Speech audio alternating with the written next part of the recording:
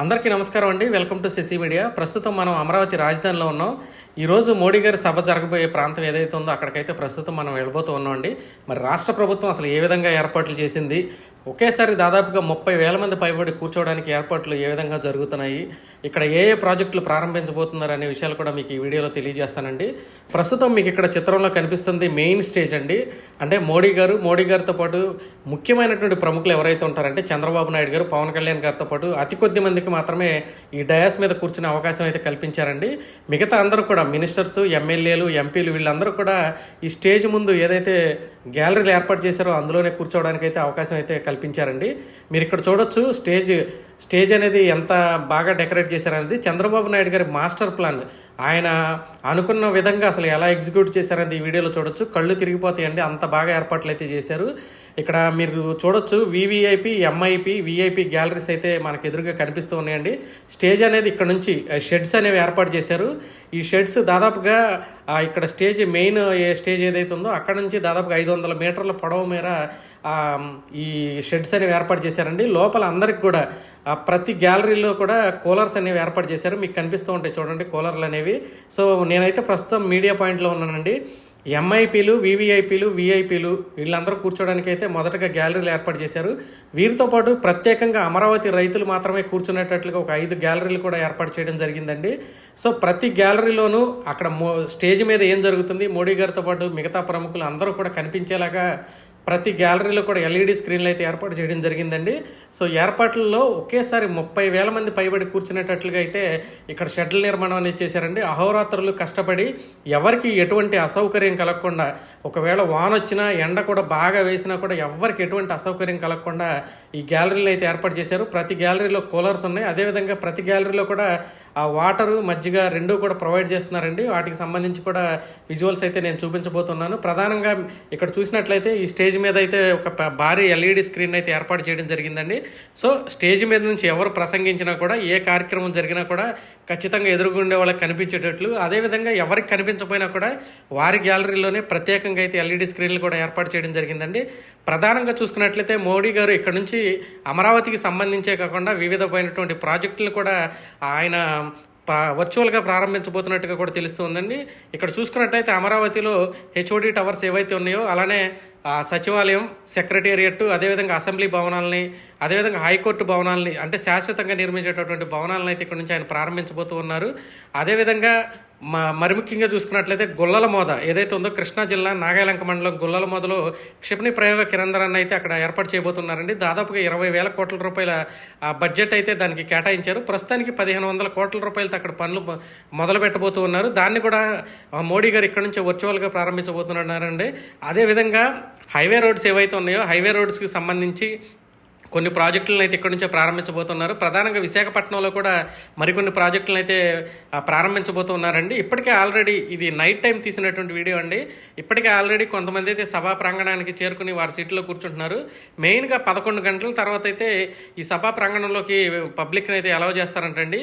So ఎవరికి కేటాయించిన సీట్లలో వాళ్ళైతే కూర్చునేటట్లుగా ఇక్కడైతే ఏర్పాట్లు అయితే చేశారండి. ప్రతి ఒక్కరికి పాసులు ఇచ్చారు. అమరావతి రైతులకైతే పాస్ ఏం అవసరం లేదు, జస్ట్ ఐడి కార్డు ఉంటే చాలు, వాళ్ళకి కేటాయించినటువంటి గ్యాలరీస్లో కూర్చునే అవకాశం అయితే ఉందండి. సో ఎంఐపీలు, విఐపీలు, వివిఐపీలు వీళ్ళందరి కోసం ఏర్పాటు చేసినటువంటి గ్యాలరీస్ మీరు చూడొచ్చు. ప్రతి గ్యాలరీలోనూ ఒక ఎల్ఈడి స్క్రీను, అదేవిధంగా కూలర్స్ అయితే ఏర్పాటు చేశారండి.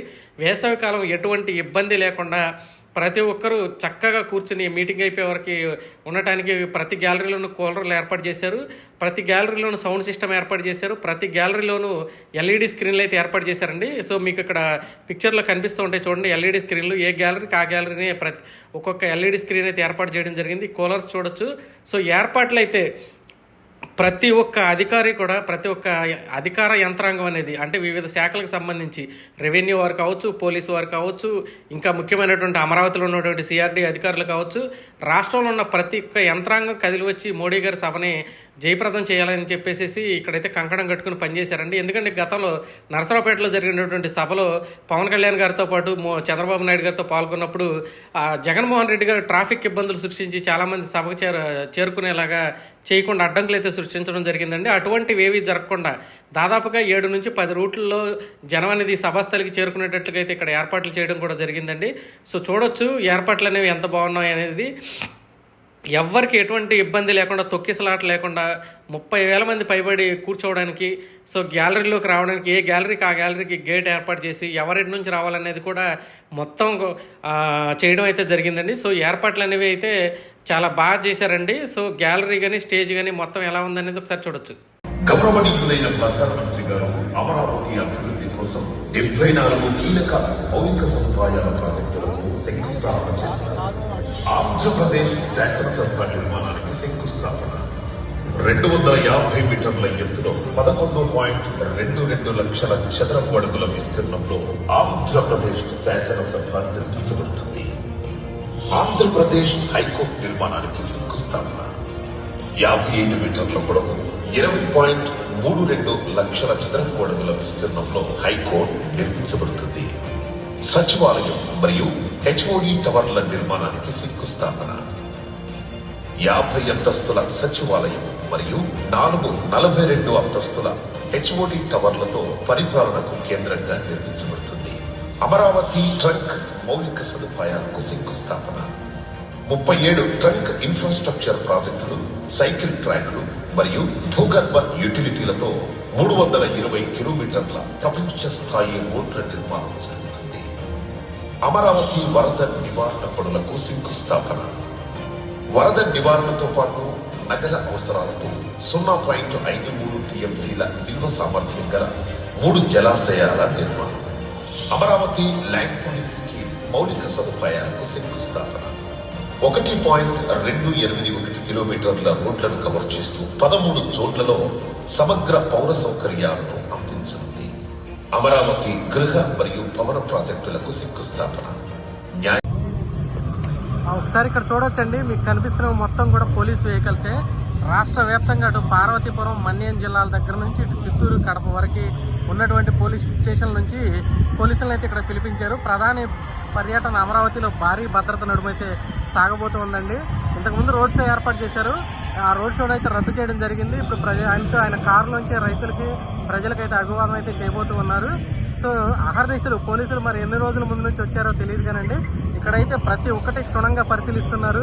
ఏర్పాట్లు అయితే చాలా బాగా చేశారండి. పోలీసులు ఇక చేస్తున్నటువంటి ఏర్పాట్లు ఏవైతే ఉన్నాయో, లేదా ఇక్కడ చేస్తున్న అధికారులు ఎవరైతే ఉన్నారో వాళ్ళ ఏర్పాట్లు అయితే చాలా భారీగా చేశారు, చాలా చక్కగా కూడా చేశారు. ఎవరికి ఎటువంటి ఇబ్బంది ఉండదు. ఎందుకంటే విశాలమైనటువంటి రోడ్లు నిర్మించారు. ఎవరు ఎటు పక్క నుంచి రావాలి, ఎవరు ఎటు నుంచి వెళ్ళాలి అనేది కూడా చూశారు. ఎక్కడ భోజనాలు ఎక్కడ ఏర్పాటు చేయడం జరిగింది, లేదంటే మంచినీళ్లు, వాటరు, మజ్జిగ ఇటువంటివన్నీ ఎక్కడి నుంచి ఉన్నాయి అనేది కూడా మొత్తం కూడా ఏర్పాట్లు అనేవి చాలా చక్కగా చేశారండి. సో రేపు కార్యక్రమం అయితే అత్యంత వైభవోపేతంగా అయితే జరగబోతుంది. సో చూడొచ్చు, ప్రతి ఒక్కరికి కమాండ్ కంట్రోల్ రూమ్ కూడా అక్కడ ఏర్పాటు చేశారండి పోలీసులకు సంబంధించి. సో అక్కడ నుంచి ఇన్స్ట్రక్షన్స్ అనేవి మొత్తం ఇవ్వబోతూ ఉంటాయి. మీకు కనిపిస్తూ ఉంటుంది చూడండి ఇక్కడ కమాండ్ కంట్రోల్ రూమ్ అనేది. సో పోలీసులు అనేవాళ్ళు ఒక చోట నుంచి కాదండి, రాష్ట్ర వ్యాప్తంగా, రాష్ట్ర నలుమూలల నుంచి అయితే పాపం ఇచ్చేసేసారు. వాళ్ళు ఎప్పటి నుంచి ఎన్ని రోజుల నుంచి అయితే ఇక్కడ పనిచేస్తున్నారో తెలియదు, కానీ ఏర్పాట్లు మాత్రం చాలా బాగా చేశారండి.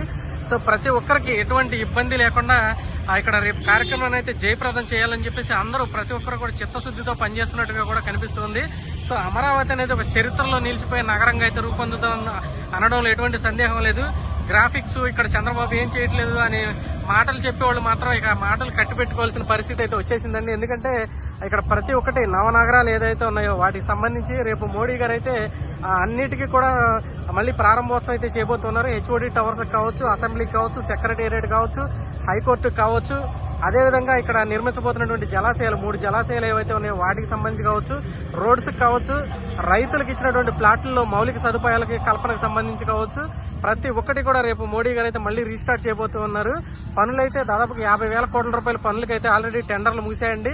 ప్రతి ఒక్కరు కాంట్రాక్టర్లు అయితే టెండర్లు దక్కించుకున్న వాళ్ళు జంగిల్ క్లియరెన్స్ కూడా చేశారు. చాలా బాగా అయితే పనులు జరుగుతున్నాయి. రాబోయే 2-3 ఏళ్లలోనే అమరావతి ఒక రూపురేఖలు సంప్రదించుకుంటుంది అనడంలో ఎటువంటి సందేహం లేదని అయితే తెలియజేస్తున్నాం.